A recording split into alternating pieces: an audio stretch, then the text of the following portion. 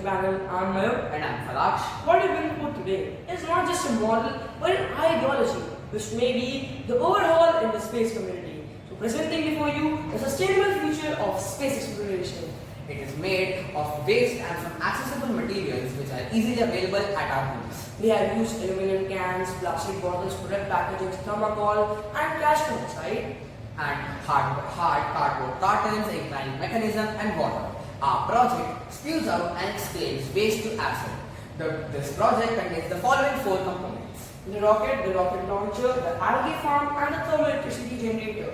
The science and conceptual knowledge of thermal electricity, acid conservation, desalination, and biofuel are key postulates to this model. When we extract salt from seawater, it is known as desalination. And when we convert thermal energy into electrical energy, it is with the use of thermoelectric materials, it is known as thermoelectricity. Let us now explain how our model works. As the rocket goes up, it produces thermal energy of more than 312 billion kilojoules, which in turn boils the seawater, which is used to cool down the devastating effect of the launch. The major part of the rocket pollutant gets indulged in the seawater, and the heat evolved is used to segregate the water from the seawater mixed with various pollutants through evaporation. The residual heat heats up the components to such an extent that we can extract thermal electricity by the means of thermoelectric material, and the efficiency rate is also quite remarkable, that is 33%. These final processes are powered by a biofuel created in our algae farm, which is made by mixing seawater and some little algae. This biofuel is also referred to as green diesel. It powers all the processes within our sustainable domain. Now, the momentous moment has arrived, which you all have been waiting for. The exciting launch of our Chandrayaan, and we will also brief you about how we have made this model feasible. As the rocket goes up through this inclining mechanism, consisting of gear, syringe, stim pad, and motor, the rocket goes up and this bobble attacher opens up, and the calcium oxide falls into the water, providing for a great thermoelectric reaction. Then, in our compartment, the desalination process takes place, and the heat is captured by the thermoelectric material worked around it, which is transferred to the generator to be made usable by other appliances. Now let's talk about the other part of our model, which gives emphasis to communication. What do you think happens when the satellites travel through space? How do we communicate through them? Well, today we use radio waves to exchange information between the control center on Earth and the satellite using super sensitive antennas.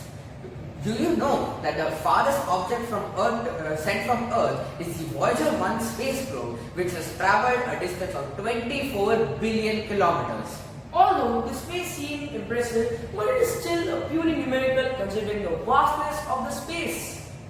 We are still facing problems connecting with the Voyager 1 spacecraft, and the communication has become very unstable due to the long delays. So, for communication regarding long distances in space, we have an idea: quantum entanglement.